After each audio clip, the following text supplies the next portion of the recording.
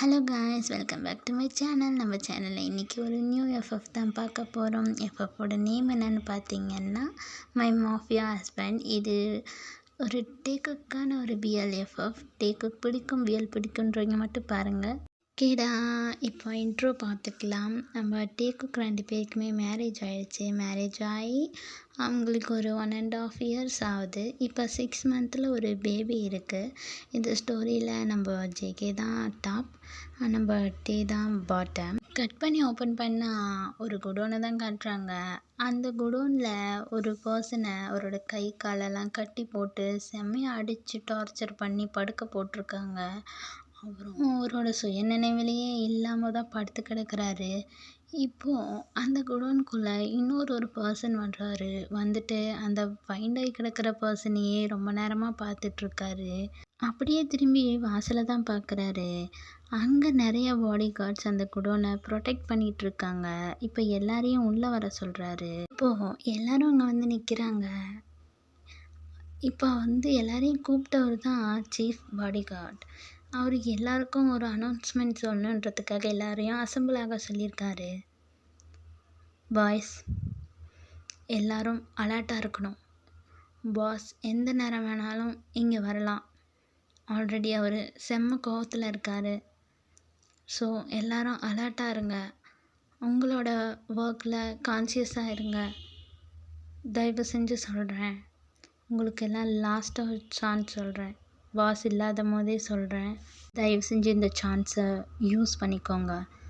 இங்கே படுத்து கிடக்குறான்ல, இவனை மாதிரி ஆட்கள் இந்த கூட்டத்தில் யாராவது இருந்தா பாஸ் வரத்துக்கு முன்னாடி நான் உங்களுக்கு ஒரு வார்னிங் கொடுக்குறேன். இந்த இடத்த விட்டு ஓடி போயிருங்க. உயிர் பொழைச்சிக்கோங்க. இவன் என்ன தப்பு பண்ணி இங்கே இருக்கான்னு எல்லாருக்கும் தெரியும்ல.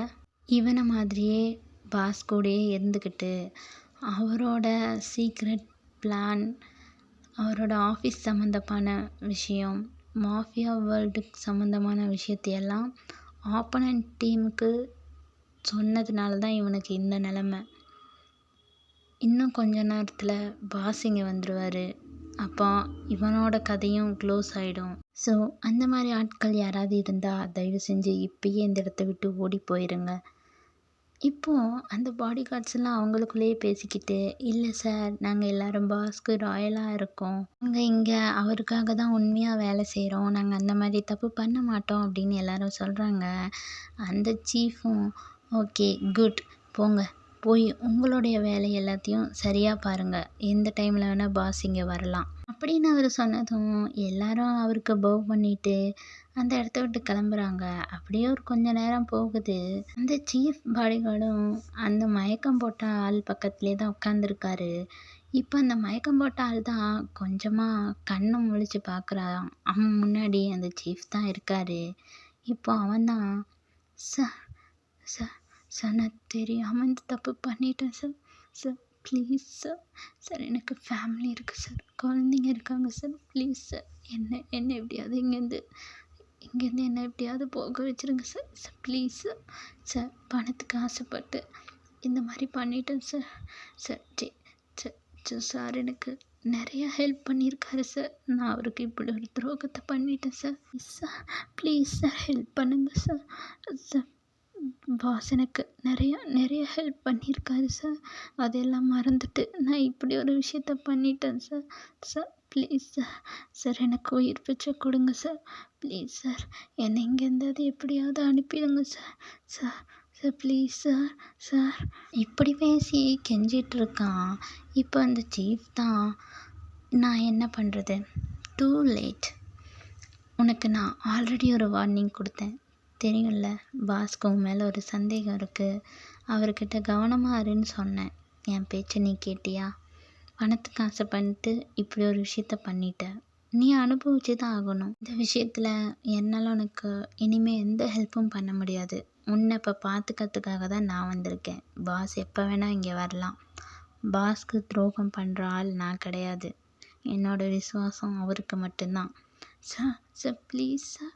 சார் சார் சாரி, என்னால் முடியாது. இவங்க பேசிகிட்டு இருக்கும்போது இப்போ ஒருத்தன் தான் உள்ளே வந்து சீஃப் பாஸ் வந்துட்டுருக்காரு அப்படின்னு சொல்கிறான்.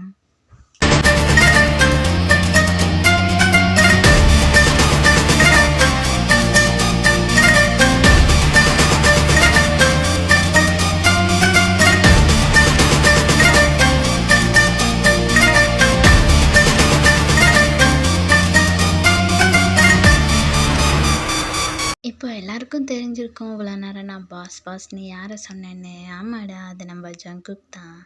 இப்போ ஜங்குக் தான் உள்ளே வராரு அந்த சீஃப். அப்புறம் உள்ளே ப்ரொடெக்ட் பண்ணியிருக்க பாடிகார்ட்ஸ் எல்லாருமே அவர் முன்னாடி வந்து நிற்கிறாங்க. பாடிகார்ட் எல்லாருமே நம்ம ஜேகேக்கு அப்படி விஷ் பண்ணுறாங்க. ஜேகே எல்லாரையும் அப்படியே செம்ம காண்டில் பார்த்து முறைக்கிறாரு.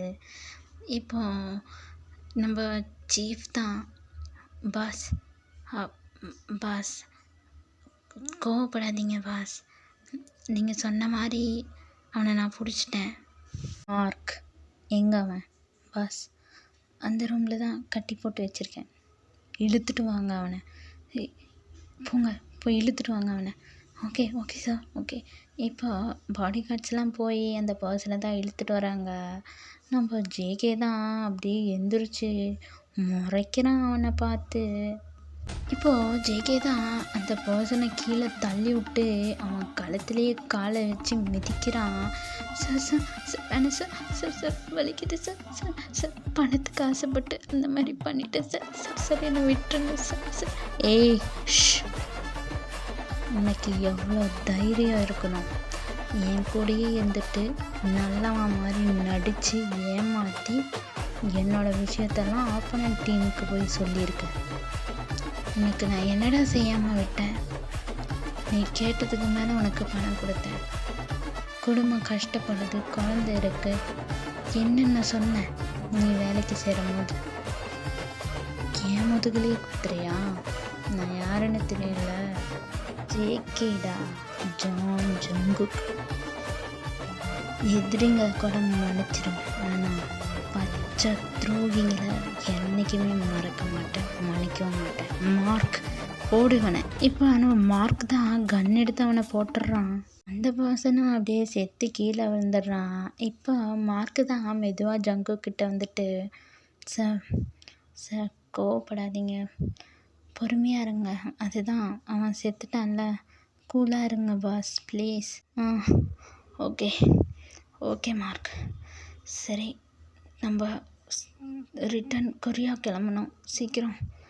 அங்கே டே ரொம்ப ரொம்ப கோவத்தில் இருக்கானா, யூங்கி ஃபோன் பண்ணி சொன்னான். சரி கிளம்பலாம் வா மார்க். அந்த சீனை அப்படியே கட் பண்ணிவிட்டு இப்போ நம்ம டே சைடு பார்க்கலாம். இப்போ நம்ம டே தான் பேபியை பெட்டில் படுக்க வச்சுட்டு அப்படியே புலம்பிகிட்ருக்கான். என்னடா என்ன அப்படி பார்க்குற? இப்போதைக்கு நீ தாண்டா ஜங்குக், உன்னை நான் என்ன பண்ணுவேன் தெரியுமா? ஐயோ நீ பேபி, உன்னை போய் அடிக்க முடியுமா? உங்கள் அப்பா வரட்டும், அவனை மிதிக்கிறேன். என்ன நினச்சிட்ருக்கான் அவன்? பேபி பிறந்து 1 வீக்கில் போனான் இங்கேருந்து. என்னை பற்றியும் பேபி பற்றியும் ஏதாவது ஒரு அக்கறை இருக்கா அவனுக்கு? எப்படியோ போங்கன்னு அவ்வளோ பெரிய மேன்ஷனில் விட்டுட்டு போயிட்டான். 2 டேஸில் திரும்பி வரேன்னு சொல்லிட்டு போனான். 6 மந்த் ஆகுது. என்னை பற்றியும் பேபி பற்றியும் ஏதாவது ஒரு கவலை இருக்கா அவனுக்கு? நான் தான் இங்கே பைத்தியமாட்டவனை மிஸ் பண்ணிவிட்டு உட்காந்துட்ருக்கேன். என்னை பற்றி ஏதாவது கவலை இருக்கா அவனுக்கு? வரட்டும்.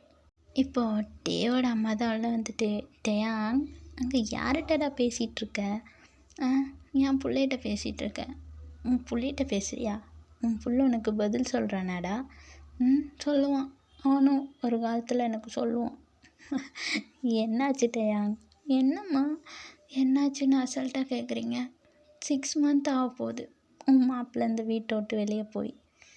ஒரு ஃபோன் கால், ஒரு மெசேஜ் ஏதாவது பண்ணனா 2 டேஸில் வரேன்னு சொல்லிட்டு போனாம்மா. சரி விடுட்டேயாங், மாப்பிள்ளை பற்றியும் அவரோட வேலையை பற்றியும் தான் உனக்கு தெரியும்ல? அம்மா எனக்கு தெரியும், ஆனால் ஒரு ஃபோன் பண்ணி சொல்ல வேண்டியது தானே?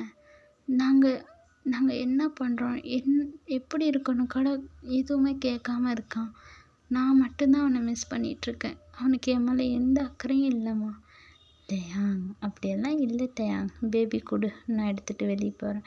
அம்மா உங்ககிட்ட போய் சொன்னேன் பாரு, நீங்கள் அவனுக்கு தானே சப்போர்ட் பண்ணுவீங்க. என்னோட கஷ்டம் யாருக்கு புரியுது? அந்த மாடனுக்கே ஒன்றும் புரியல. நான் என்ன பண்ணுறேன்? நான் அவனை எவ்வளோ மிஸ் பண்ணுறேன்னு தெரியுமா? எதுவுமே யோசிக்காமல் இருக்கான். யார்